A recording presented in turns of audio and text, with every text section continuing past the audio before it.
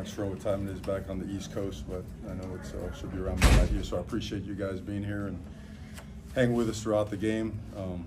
The best way to sum it up, it's the best example of resiliency and toughness and just no quit mentality that I've ever been fortunate enough to be a part of. I mean, the game was 35-10 at one point, and all that you saw was guys saying, "We're going to do this, you know, because we can do it," and they did. And just kept clawing and scratching. The defense started, you know, holding up, getting us the ball back, and well, you guys saw the rest. So I'll just go right to questions. Yeah, just when you guys were down 25, when did you see things start to change, or what ultimately did change? Look, and I'll hold by this, and I'm sure it'll show up on film. We did a lot of routine things wrong today. I mean, we dropped a lot of routine passes. You know, we dropped, you know, we had some routine reads that we weren't going to follow through on. We started running the ball well, started establishing that, and then we had some discipline issues on defense where I think in the first half they had half the amount of plays that we had, half the amount of yardage, but were beating us by, you know, a couple of scores. So we did a lot of routine things that require discipline, technique, and fundamentals. We did those wrong, and it led to, you know, us being in a hole. You know, so we had to do a lot of things right and still did some things wrong to fight out of it. Have you ever seen a quarterback like Cam Ward that can just stay in a game no matter what the score is? No, I mean, that's why everybody says, oh, you know, if he throws a pick or whatnot, pulling the reins, it's like you can't. I mean, you can't let a guy make that many plays and have that much self-confidence in the moment. It doesn't go your way, start getting nerved up and start pulling the plug on the whole thing. The one thing you got to understand, too, as the game goes on, I mean, the other side's getting worn out, too, now. You know, you see the pass rush starts to slow down, the coverage starts to soften up a little bit. We're getting off press better, we're beating man coverage better. Early on, we had a tough time seeing the field. And credit to them, they had 2 weeks to prepare for us. We got every wrinkle, every call beater you could imagine. And they, you know, it's awesome. It's awesome to travel 3,000 miles, have the air conditioning busted in there, and have the opposing team have 2 weeks to prepare for you. Aside from that, everything was perfectly fine. The defense, you know, had their turnaround too. They really did. That was, to me, that was a part. And we even overcame a face mask after a sack and got him on the ground again in a big hit. Man, wow, what a big hit. Credit to Cal. I need to say that, really. I should have said at the beginning, to Coach Wilcox and his team, to the environment, you know, provided by, you know, game day and the people here, and then to Mendoza, who, you know, obviously there's a lot of ties there, you know, go back a ways. Just a gutty, talented young man that played his heart out, and but all about the Kings. The decision to go for 2 in the third quarter proved to be huge. Just what went into that decision? Obviously, you're down by a lot, but just simple charted. I mean, it's, you know, the analytics, and we want to gives you a chance. The way the score was, things were getting away from us. You don't want to make it a 2-score game and end up playing, later on go for 1 where we're not chasing points. So we made the right calls. You know, felt like all the stuff regarding that and regarding when we're going to use our timeouts and what we're going to call when. When you're down there, it's tricky because you still got to have a touchdown, but there's 30 seconds on the clock. So you can be picky if you want to, but then if it's fourth down and your throat's all lodged up because you haven't scored yet, it's different. So I think Coach Guidry and his coaches made some great adjustments to get us so that it was 3 in a row where they got us the ball right back. It was 35-10, and I went to 35-18, then 38-18, then 38-25, 38-32, 39-32. Him, Coach Dawson, they just kept chipping away, man. They just kept working the cut. And then again, the players, man, the leadership on the team. Whenever there was a timeout, TV timeout, injury timeout, whatever it was, you saw offensive players coming out to encourage the defensive guys and the vice versa. You saw a lot of that. You just saw a team that their belief in each other is absolutely insane. Because I don't think I'd be curious to see how many people turned off their TV and moved on. You know, so good for them. Good for us. Have you ever had a day like this, like in terms of length, where it's, you know, you're doing game day at 6 a.m. and now it's midnight? Oh yeah. It's every day over there at Miami. I mean, well, yeah, but that's what we do, brother. You know, sure. We get up early like this. You know what, the travel was great. There was no, I don't think anyone should or could point at that.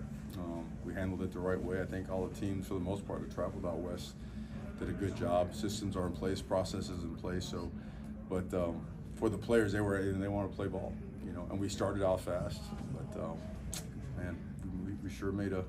We'll talk about it when we get back home. We made a lot of mistakes tonight, you know. And you mentioned last week. After the Tech game that last year's team or teams before would have found a way to lose that game.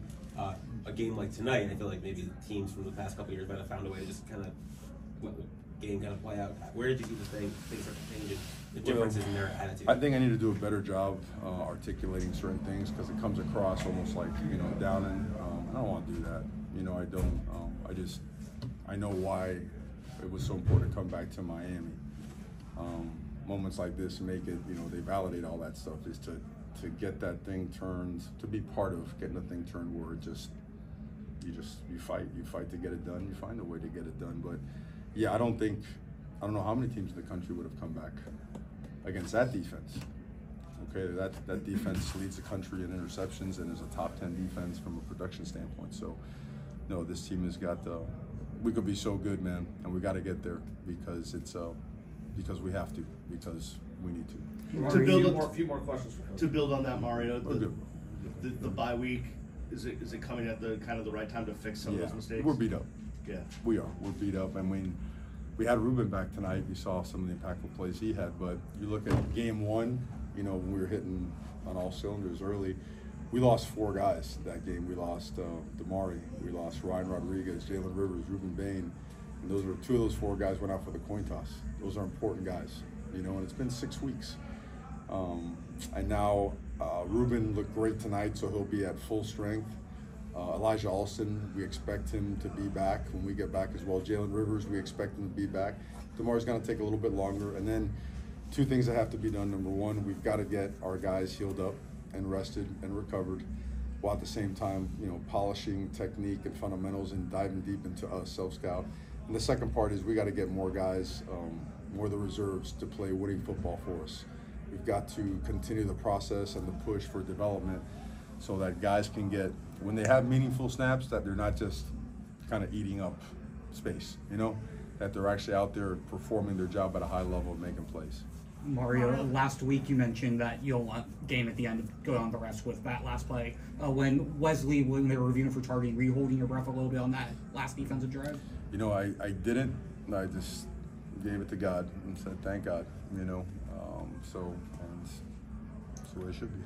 What was the conversation with Cam? You guys were talking on the sideline after the interception. Like, what were you able to say to him in that situation? Well, we can't talk about that in here. You know, we can't say it. No, Cam's a dog, man. He's a dude. It's one of those. I mean, in his eyes, he was 1,000% convinced that he was going to get it done. And people say, "Oh, I just say that because the game was." No, that dude all week long knew that this game was going to be a challenge because of what they do coverage-wise. And he had a look in his eye that was just like, okay, this guy's he's gonna rip it. And when he threw that pick, you know, that they ran back, it just like it got dialed up. It turned up even more. So, no, I've said it a million times. Complete and utter faith in that guy and everything he represents and stands for. Mario, on the 4th down, there were some integral 4th down plays, and the one where the other team went for it, and then you called timeout, and then they came back and got it. They were trying to sneak it, and we wanted to use a timeout to try to get the ball, and in their territory, that we could stop it. You know, they run a sneak or they run, you know, the slice play, which they ran, and we lost the eyes for it. You know, and then on our side was about one. It was a long one. It was about 1.5, and I just felt like, man, you know, we run the ball well. Been leaning on these guys. Arroyo's a dangerous guy to cover, so is Riley. And when we slipped them out there, they're in cover 0. That guy took a great angle. He took a great angle, and before we could get turned around and up the field, he cut our legs underneath us. And the other thing I want to ask you about, there were on both sides, on both teams, some unsportsmanlike conducts. Mm-hmm. I know you can't stand those, understandably, but Yeah. what is that? Just the tenseness of the situation, or what happened there? I mean, some of it is complete and utter BS. we haven't solved some of that with certain guys, so we'll have to take another step. But and then some of it, it's like, come on, they're playing ball. Like these are, you know, we play a sport where we're asked to smash ourselves into each other for 3-4 hours a day, and then like be absolutely perfect outside of that time. Like, who are we kidding, right? It's football. So I love the physicality of the defensive line. I thought those guys really, you know, the run that broke, you know, was one that was more of a bounce/wrap play. Aside from that, their inside run had a tough time going. Their outside game, pure outside run game, had a tough time going. Their counter and power game had a tough time. They hit us with the Wildcat, and I know that. But overall, proud of the D line. Yeah, we asked a lot of the offensive line. We threw the ball how many times? 53, I think. 53. You know, it's imagine pass blocking 53 times, right? I could see Gary Furman pass block 53 times. See what that looks like, you know. Plus, they were run blocking. You know, you ran the ball as well as you have all year. Really. 86 offensive plays. You know, 86 offensive plays. So, have you all seen a game like that? I mean, that's pretty special, right? Pretty different. You know, everybody had their turn, and guys made a lot of plays, man. Xavier Restrepo, my lord, incredible player. Special teams did a great job getting them on the ground and almost knocking out a return as well. The red zone, we were really, really good, you know. So, and you know what we did? We did protect the ball. We never fumbled that thing. So what did you say in the locker room? This is the last question, Coach. What did you say in the locker room? Yeah, it was obviously. What I'll do is I'll summarize it for you because there are choice words. You know, we in there. I mean, that's one thing about football that you always want to be open with media, but you don't want people to be intrusive where you can't be you, and you can't let out the raw emotion and passion that is necessary sometimes to take someone to the edge and go yourself and take your team to the edge. And this team is, when this team gets on edge, it's really, really good. And the edge was lost in the form of discipline, technique, and fundamentals. I'm talking about routine plays. You're going to see a ton of routine plays on tape that, man, come on, Miami, you make those. You make those, and you've made them all year long. So we made them when they counted, and 1-0. Thank you, Coach. Okay. Thank you.